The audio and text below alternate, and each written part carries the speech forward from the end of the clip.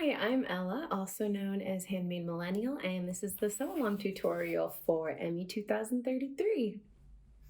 To tell you a little bit about this pattern, it has a really unique wavy color blocking feature to a two-piece set, both a square neck crop top and a elasticated back pant, barrel-like shaped pant. So it's a little bit wider through the middle and tapers a little at the bottom.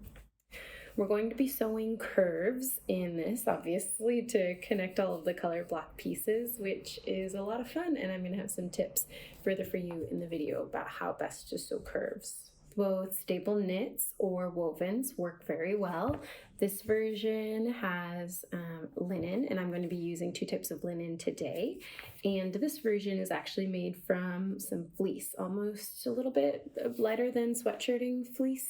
I was just really inspired and love color blocking. Like, I love smashing together different color combinations and kind of choosing things that are fun and bright and bold and modern and hip. And I really love that the design, like on the leg and on the wave on the top, the design goes all the way around and continues from front to back. And then, yeah, I tried to show a couple different ways to choose colors on here as well, like two kind of brighter versions, or actually, I kind of think blush pink is a neutral, but I know it's not a neutral for everyone.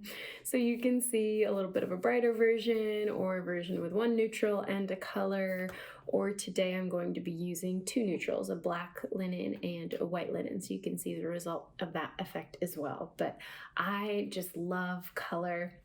I live bright and is particularly solids, but I actually think it'd be really cool to have the accent piece possibly in a print. Could be really fun if it works well with the color of the main fabric. And it's great as well because these color block pieces, like, you could probably fit those on some scrappier cuts if you've got, maybe a half yard or 3/4 of a yard of fabric. Depending on your size, you might be able to fit the accented pieces on something like this if you're trying to use up some scraps. First up, we're going to cut two of the pants front, and you'll notice on my pieces that have the color blocking curve that I carefully marked a stitch line on those. We'll need two of these. I also have two of the pants side front that goes with those. We'll need two of these. We will need two pants side back, pattern piece number 3, and then we'll need two pants side back. Very careful handling those curved pieces. If you'd like to do pockets, we're going to need 4 pocket pieces.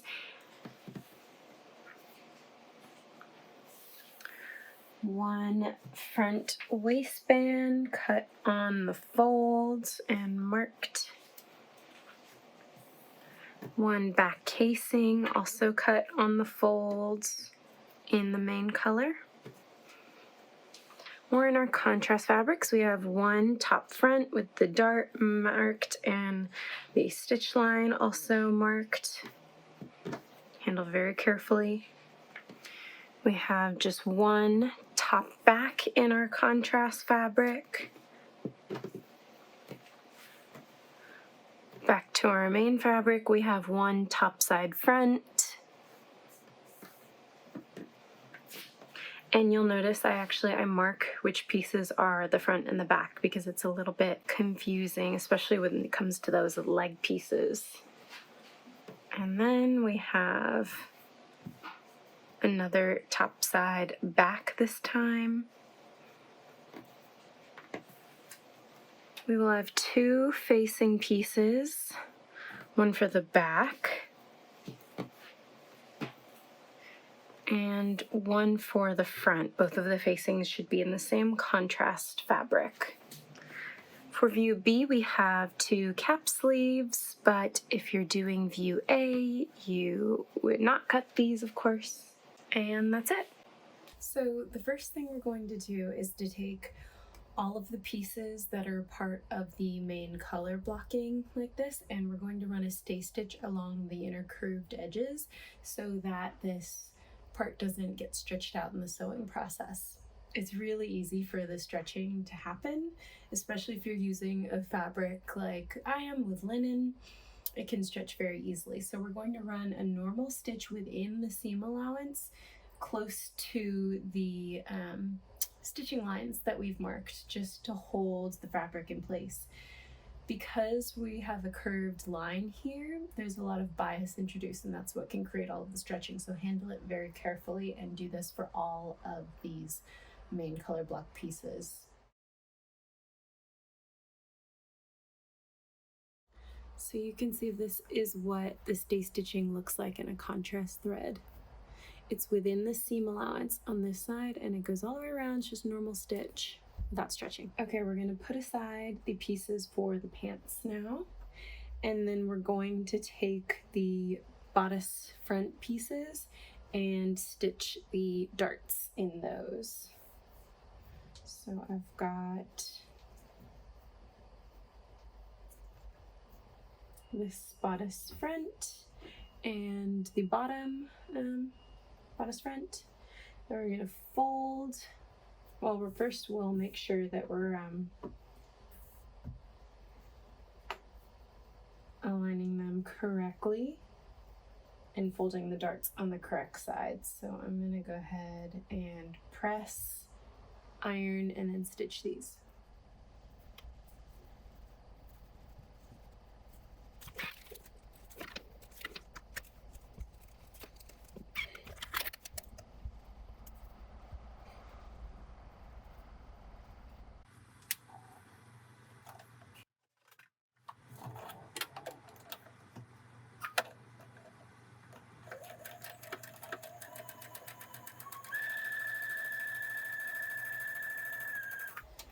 When I hit the last centimeter of my darts, I stop the last little bit at point at the end, and I'm going to switch to a stitch length of 2.0 instead of 2.5.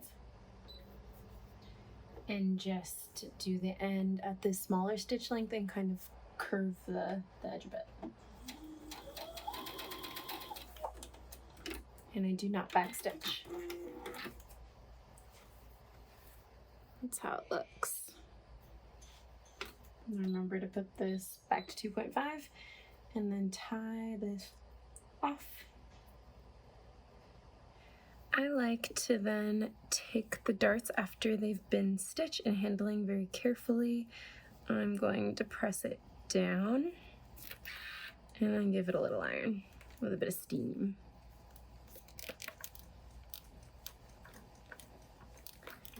And then if you have something kind of round that you can ball up and use, or if you have a tailoring ham, I like to just take a little ball of fabric as if it was a breast, and give that a little steam, create that rounded shape.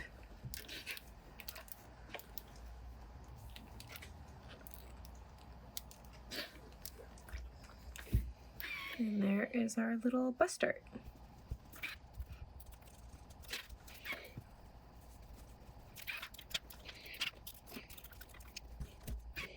Our next step is to take those two pieces with the bust darts, the top front to the side front, and we're going to put them right sides together and pin them together. We'll do this really carefully, making sure that we match our notches, most importantly.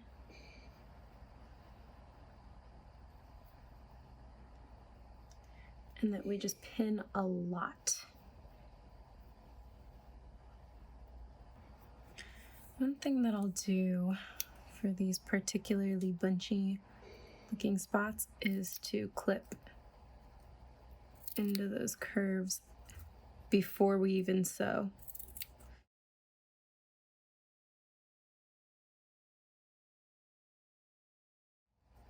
Just in the most curvy spots. Release some of that tension. Okay, so if you haven't sewn curves before, it can be a little tricky. So here's a couple tips, a couple optional tips. I like to reduce my stitch length down to from a 2.5 to a 2.0. With these smaller stitches, it allows a little bit more mobility. I also recommend pinning a lot. Pin the shit out of it, as Minimalist Machinist says. You can see I'm doing like 1 pin for every centimeter or so. And then if you're still having trouble after all of that, another thing you can do is to actually reduce the seam allowance before you sew. So right now we have a 5/8 of an inch seam allowance. You could do like 2 or 3/8 of an inch if you'd like. So cut that seam allowance in half and then clip into it, pin the shit out of it, smaller seam allowance. Those are all things that really help to prevent the puckering in sewing curves. Another tip, if you're a little bit nervous about sewing your first curve and you're worried about puckers, it might be best to start with a leg piece. So take 2 of the bottom right or left leg pieces and try with that first. So from here, I've just clipped into my seam allowance, and now I'm going to take this over to the serger. I'm going to serge this, and then we're going to press it with the seam allowance going downwards.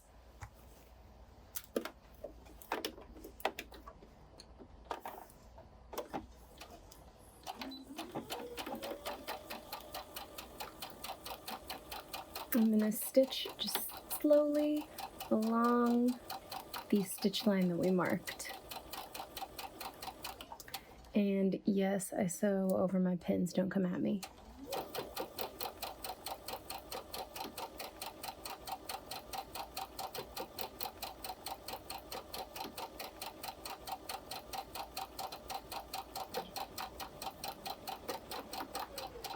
Slowly ease and just really watch the fabric that's underneath, because that's where the puckering may come in. Keep adjusting it every once in a while.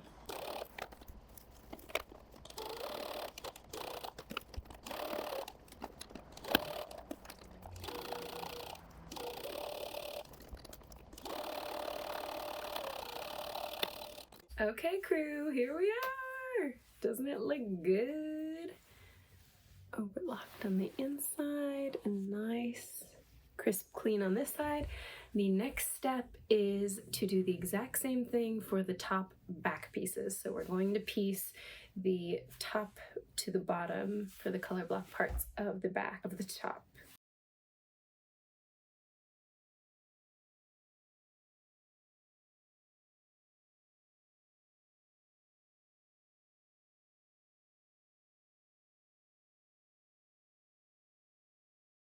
We've got our bodice back here, and we're going to lay it right sides together with our bodice front.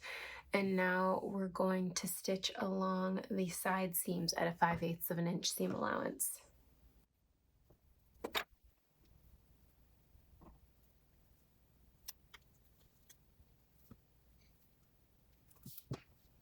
On the, when wearing would be left side of the bodice, don't forget to have these 2 pieces notch up just right so that the wave contrast shape can be continuous. I'm going to make sure that these 2 pieces match up perfectly and that the seam allowances go downwards.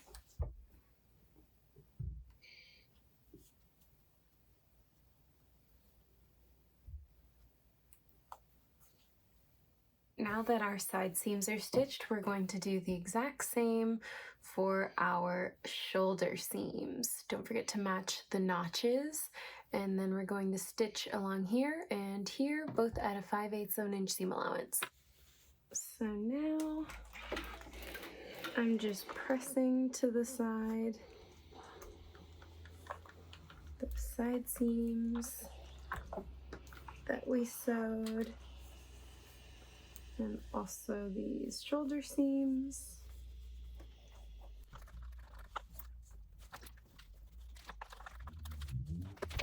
There you go. At this point, I would probably try on your top to see how it fits and make any adjustments at the side seam or the shoulder seams if anything feels off. At this point, take your two facings, and if you haven't marked your stitch line for the square neckline, I recommend making sure you do that. And then also it's time to interface them if you would like to interface. To stitch them together, we're going to pin and stitch at both the sides of both, and then the shoulder seams as well, with right sides together.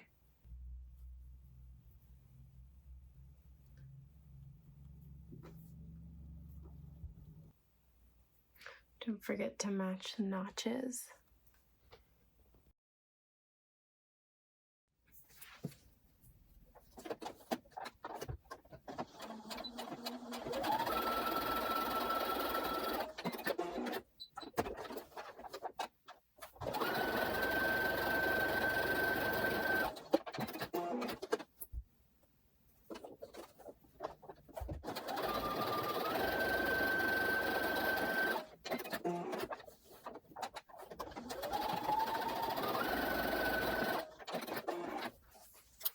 Now that we've got these pieces together, you're gonna want to go ahead and finish the edges of the top shoulders and the sides, as well as all around the entire bottom edge. So you can do that with a zigzag or an overlock or whatever you prefer.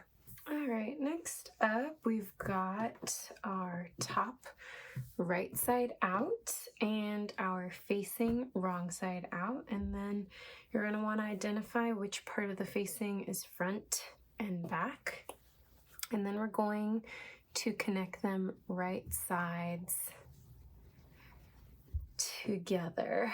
So putting the facing over the main top, and then we're going to pin them in place all around the inner neckline, matching these seam lines.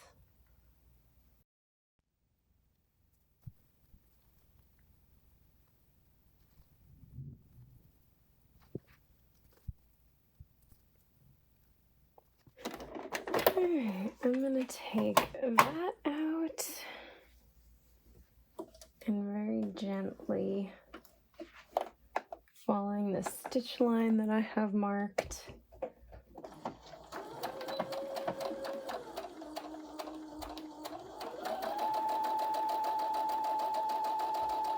stitch until I reach that small corner dot exactly. Lift up the presser foot, rotate the project 90 degrees, put it back down, keep going.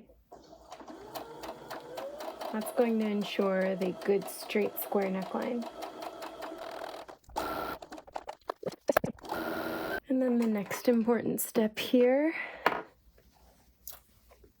we've got this, right? We're going to take this corner and clip right into, up to, but not touching the actual stitching. We're going to do that on all four sides.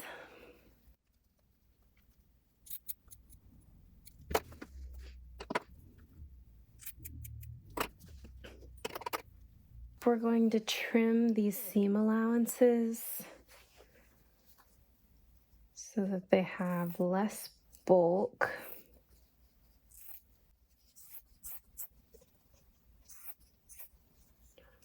I'm going to go around the entire neckline with a good trim. And then we are going to understitch the seam allowances down as much as possible. So this is the front side of the main top out and the wrong side of the facing out. I'm going to open it up like this and push the seam allowance towards the facing, and then stitch on the right side of the stitching, I'm going to stitch just a line here, holding the seam allowance to the facing so that when we fold this over, it won't roll out onto the main part of the garment. So we're going to do that around the entire neckline, and then after that we'll give it a good press. And we're going to back stitch and then stitch that line right next to the line of the stitching, but to the right as close as we can get.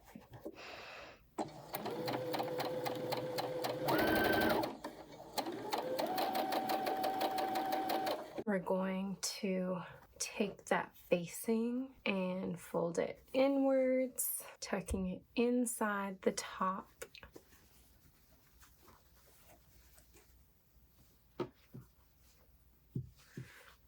And then go ahead and give that a good press. So now we have both sleeves. Make sure you have your 3 dots transferred. And then we're going to stitch this side seam here.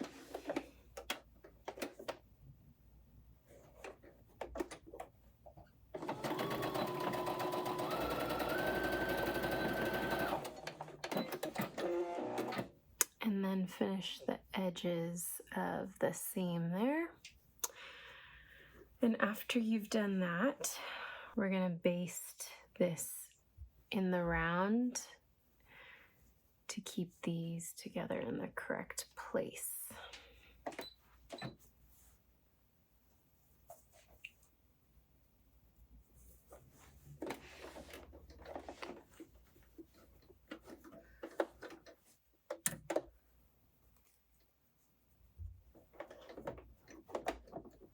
Within the seam allowance, matching the notches.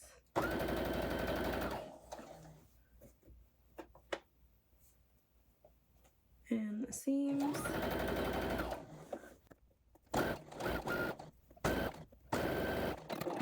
Okay, so now that that's basted, we're gonna take this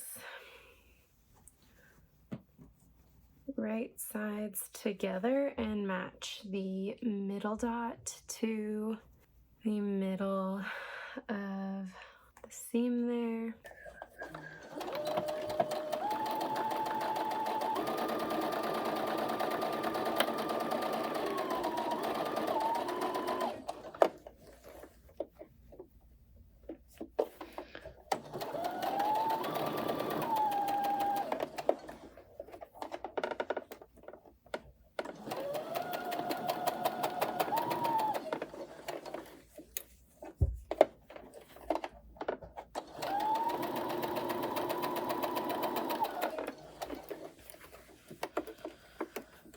To ease this, I'm really just pulling on it.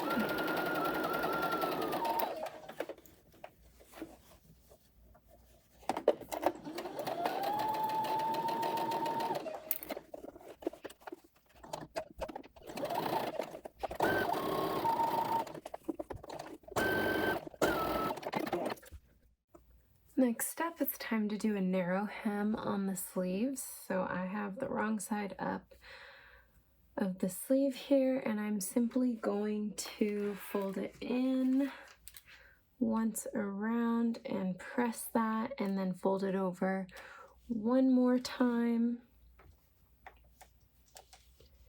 and get it ready to stitch a narrow hem. You don't need a sleeve board like I have. You can definitely just do this on your ironing board.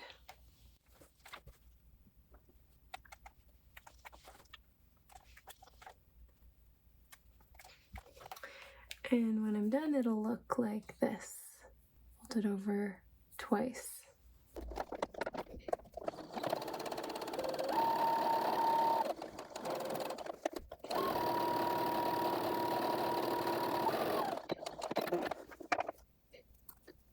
As our last step on the top, I went ahead and took the hem and folded it over twice and gave that a really good press on towards the wrong side.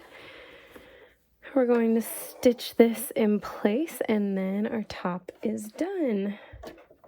cut those loose threads and collet. I need to actually change my bobbin thread. I have white bobbin thread in here.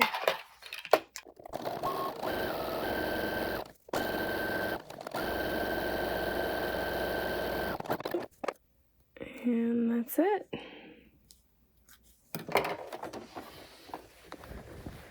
All right, everybody, let's give her a good press. And the top is done. This top is looking really good, and now it's time to get a head start on the pants. So the first thing we're going to do would be preparing it in a similar style to what we did with the color blocked pieces of the shirt. So if you haven't yet run your stay stitch along all 8 pieces of the legs, go ahead and make sure you do that. I've already stay stitched these at the same time that I did the top. And now, making sure that you have back pieces to back pant and front pieces to front pant, because the shapes of these are similar enough that you could get them back to front mixed up, and then you'll have a lot of trouble easing them together. So make sure you have the right pieces. And go ahead and, same as we did before, we're going to start pinning these together, matching notches, and then just easing those curves. And then go ahead and take all 4 pieces to your machine, same as we've done for both right and left, front and back, making sure that you also have right and left legs.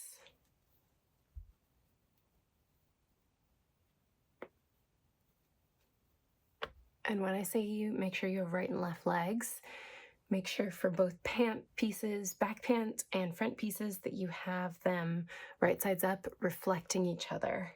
Not that you have 2 like this. I have made way too many pairs of pants where I had 2 left legs, and we're not going to do that today. And it's very easy if you have a fabric that's the same on both sides to make that mistake as you're doing the color blocking, to like make 2 left legs. So ensure that, and then go ahead and stitch those and come back to us when all 4 pieces have their color blocked pieces combined and sewn up together. You can finish your pant legs however you'd like, but for me, I'm going to now take these to serger or run a little zigzag or overlock stitch around the sides fully of all 4 pant pieces. So from the top of the crotch all the way through to the hem and the side of all 4 pant pieces. I'm going to finish the seams now and then come back. So go ahead and take your pocket bag pieces, all 4, and finish along the edges of those, and then also go ahead and finish the side seams of your pants as well. Now that we have our finished pant legs and pocket bags, let's go ahead and align each pocket bag to pant leg right sides together, matching the dots that we have on the legs and the pockets. And then stitch from the top all the way to the end of the pocket on all 4 pant pieces.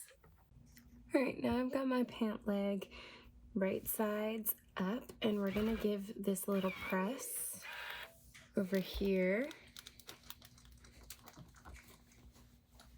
on all 4 pant legs, pressing the seam allowance towards the pocket. And then we're going to take this to the machine and do a small line of understitching on the side of the pocket all the way down, just to prevent the pocket bag from rolling out once we have them in the pants. So small line of understitching along each pocket bag. That's what it looks like understitched now. Okay, now we're going to stitch the side seam of our pant legs together. We're going to take one front and one back leg and put them right sides together. And we're going to pin along the pocket bag side all the way down, making sure we align these edges of the color blocking very carefully so that is seamless later when we open it up.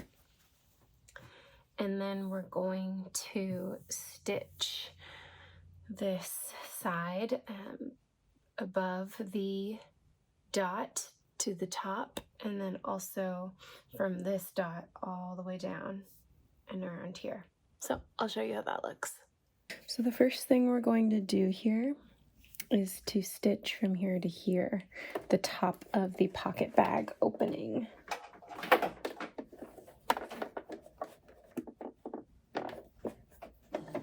Back stitch. Oh, hold on.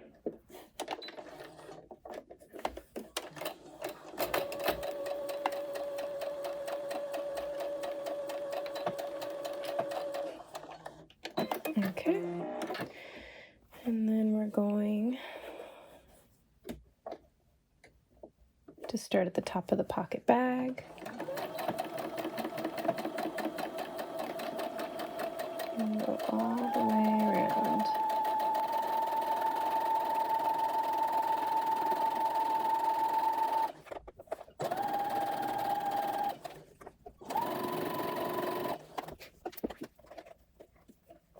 And then we're going to close this gap from here to the dot.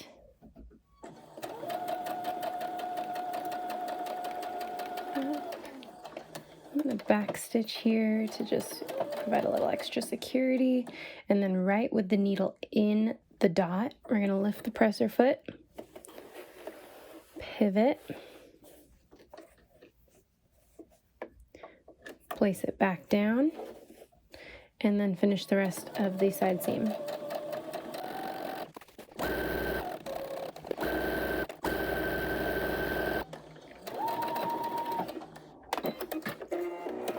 Okay, and then just remove these pins. It's hard to see in the black, but I'll mark with chalk. So this is where the stitch line, that's the stitch line that I have at that V where we pivoted the fabric. And we're gonna go ahead and clip into this triangle right up to the stitch line, but not through. It's a little risky.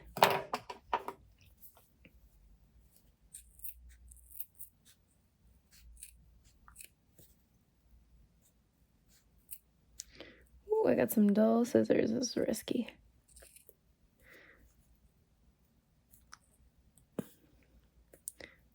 Okay. Right up to the stitch line. And that gives the pocket bag a little bit of room to move and angle. And there we have it. A proper pocket bag.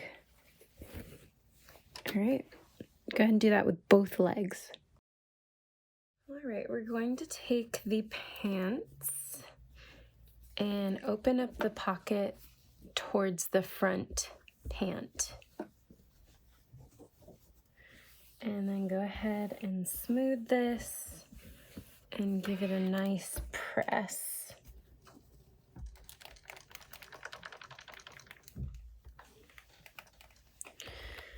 And then I recommend you go ahead and press the entire seam, but we're also going to take this pocket and baste it to the front leg. So I'm going to go ahead and pin it and then head to the machine and run a little baste stitch to hold these together. But before we do that, I'll just go ahead and press the rest of the seam.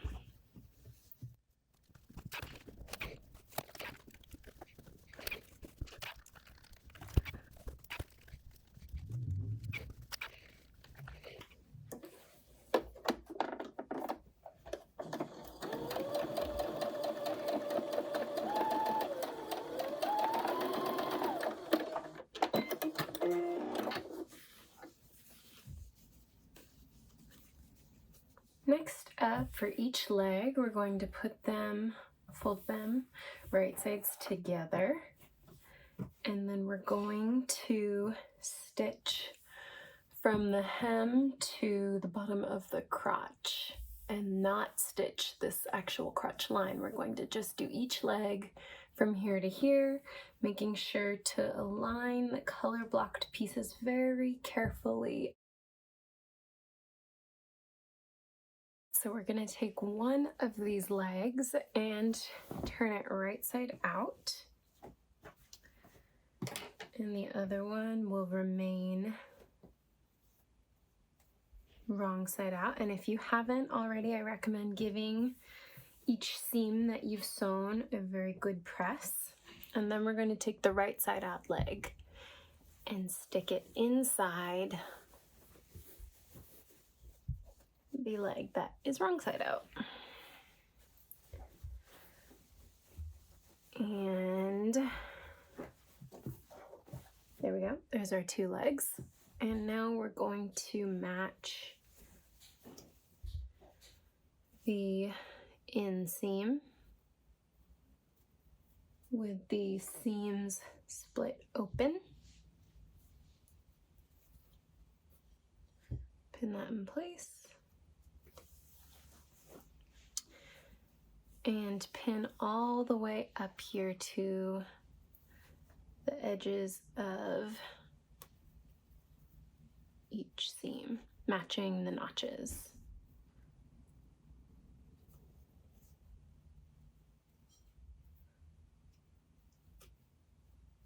And then we're going to go around and stitch this entire seam, and then we're actually going to stitch it twice. We're going to reinforce it by stitching it once at the normal seam allowance and then once at a 1/4 inch away from that, all the way around again.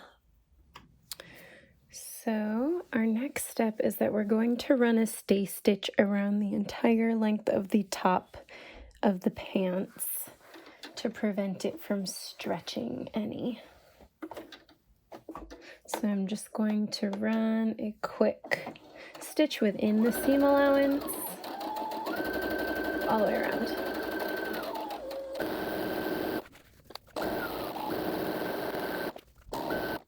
Okay, so it's time to work on the waistbands. If you haven't already, go ahead and interface one piece of your front waistband. Here in my version, I'm actually underlining with a piece of canvas because I like a really stiff, firm waistband, so I'm gonna give this a try. Take both waistband pieces and put them right sides together. And we're going to pin and stitch along the top edge of this waistband.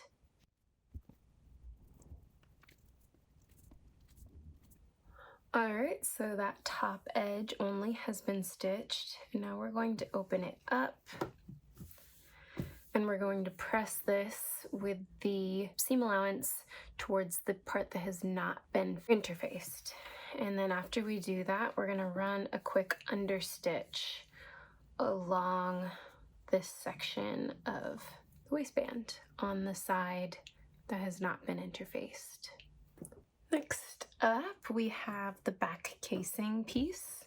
This is the front of the waistband, and this gets folded and is the back. So we're going to take right sides together and match up these two pieces, matching the dots and notches. And then we're going to take them to the machine and stitch along this side and that side, so either side. So we're back to the waistband. I'm going to grade these side seams a little bit for bulk, but that is optional. And then we're going to take on the back casing the side that is unnotched, which is connected for me to the interband facing side, and we're going to fold it up by 5/8 of an inch. First finger pressing, and then we're going to take it to the iron and press this down properly. And then I want you to grade it down to 3/8 of an inch seam allowance with your scissors. So this is the pants with the right side out and the front facing up. We're going to match right sides together here, putting the pants within the waistband.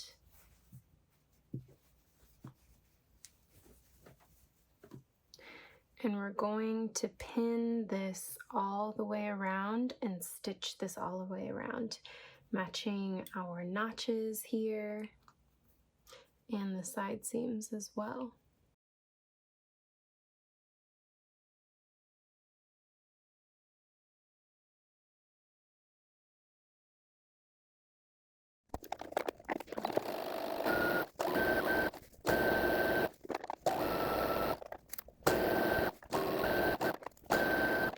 All right, now we are going to turn this around and then actually fold it along the fold line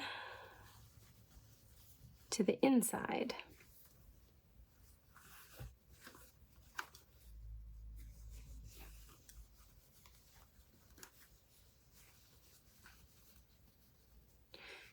And take the seam allowance on the inside and fold it upwards towards the waistband and give it a good press and place. I'm going to go ahead and actually pin this with metal pins that will not melt with my iron. And just fold both of those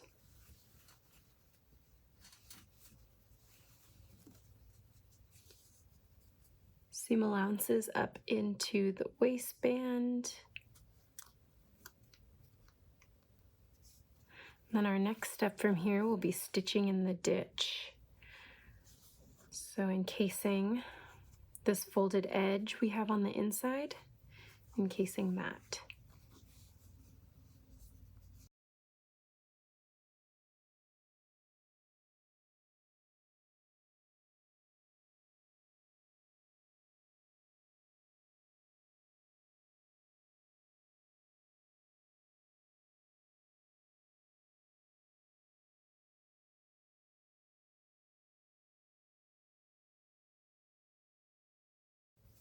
And so I'm just really making sure that this folded edge is covering the previously stitched line. There's no crease. We're pressing this open.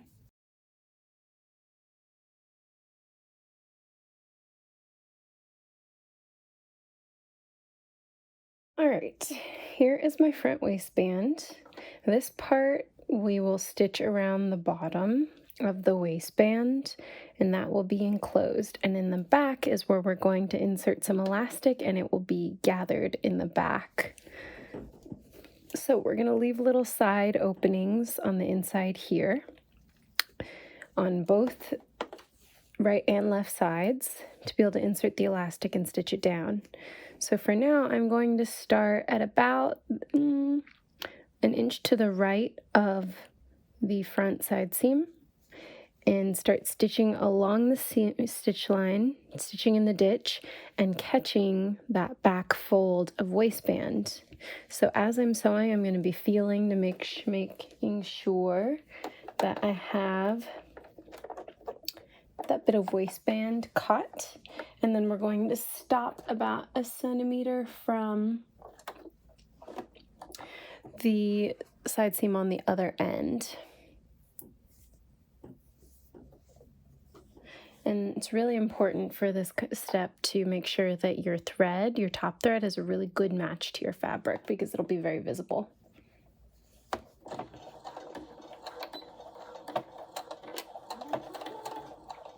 Helps to also go slowly.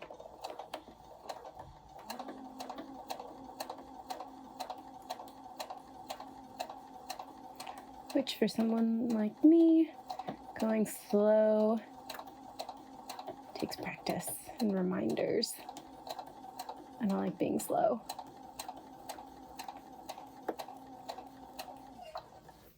Look back at how I'm doing. It's looking pretty good. All right, the front has been done. And now we're going to leave a little inch and a half, enough room to put in your elastic gap, and then do the back waistband in the same manner, leaving a similar gap on the other side as well.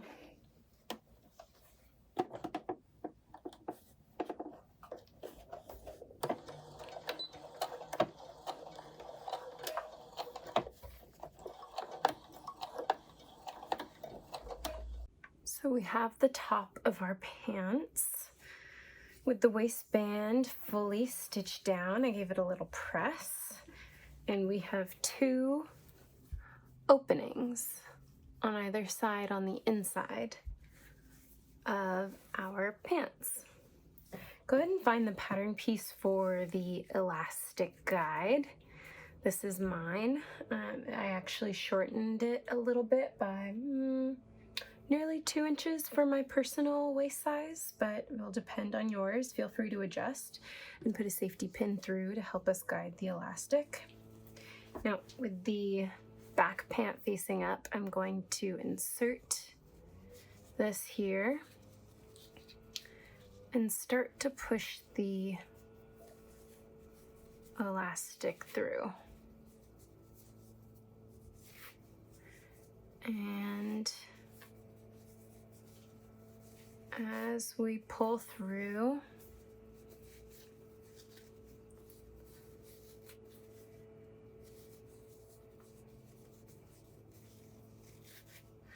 we're going to stop here, and at the side seam, you can see here of the waistband, I'm going to leave about 5/8 of an inch of the elastic towards the front waistband. And we're going to pin this in place and secure that. And then do the same for the other side. We're going to continue pulling the elastic through the back waistband casing.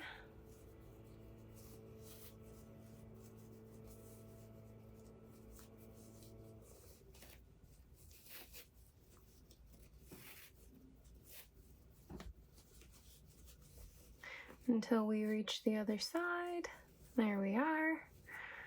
I'm going to pull this edge through and remove our little bit of safety pin. Got caught on the thread there. And same as the other side, secure it with the elastic going about 5/8 of an inch towards the front waistband. And then pin it in place. And you may want to base this and then try it on and see how tight you need the elastic depending on where you want the pants to sit on your body.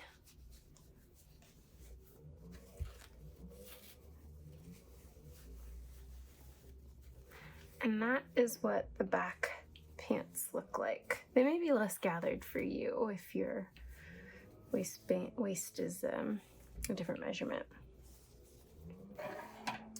So now I'm just going to stitch in the ditch at the side waistband piece here to secure the elastic. And I'm going to do the same on this side. I've taken my pants at the hem and folded them under twice towards the wrong side. The official hem is actually about 1 1/4 inches, so a 1/4 inch and then fold over 1 inch. I tried these on, decided I want them to fit a little bit longer on me this time, so I'm going to just sew this now.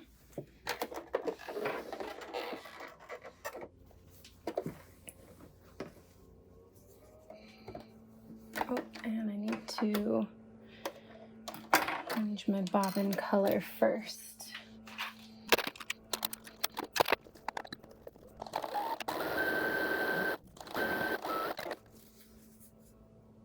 There we go. And after you do that to the next leg, you are all done, friends.